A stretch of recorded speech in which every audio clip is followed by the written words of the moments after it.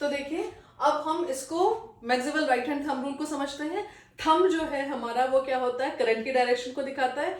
Fingers जो होती है वो हमारे दिखाती है मैग्नेटिक फील्ड की डायरेक्शन, ठीक है। और ये जो नेल्स हैं वो हमारे बताएंगे डायरेक्शन किधर है। ये करंट है थंब, ये नेल्स जो है सॉरी ये फिंगर्स जो है वो क्या है, मैग्नेटिक फील्ड, और नेल्स क्या है, वो डायरेक्शन है। तो देखिए नेल ऊपर की ओर, करंट ऊपर की ओर है, नेल नीचे की ओर, करंट नीचे की ओर है।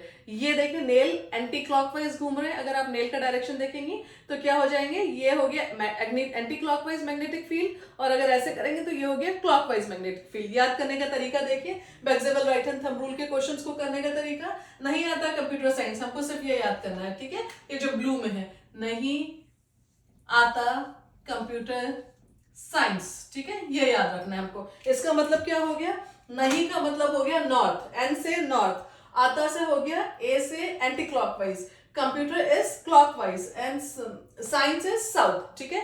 नॉर्थ कहाँ होता है, ऊपर, ठीक है। ये देखिए थंब के डायरेक्शन है, नॉर्थ कहाँ होता है, ऊपर, है, साउथ कहाँ होता है, नीचे, ठीक। तो अब देखिए हमारा ये करंट है, करंट कहाँ है, ऊपर की ओर जा रहा है, ठीक। तो फील्ड कैसी हो गई, अब करंट अगर ऊपर की ओर नॉर्थ में है तो फील्ड कैसी हो जाएगी, anti clockwise, north anti clockwise. कैसे याद रखेंगे, नहीं आता, नॉर्थ एंटी क्लॉकवाइज, ठीक है। और एंटी क्लॉकवाइज फील्ड है तो क्या, कौन सा पोल हो जाएगा, नॉर्थ पोल। अब नीचे देख लीजिए, साउथ क्लॉकवाइज, ठीक है, कंप्यूटर साइंस, तो साउथ क्लॉकवाइज कंप्यूटर साइंस, ठीक है।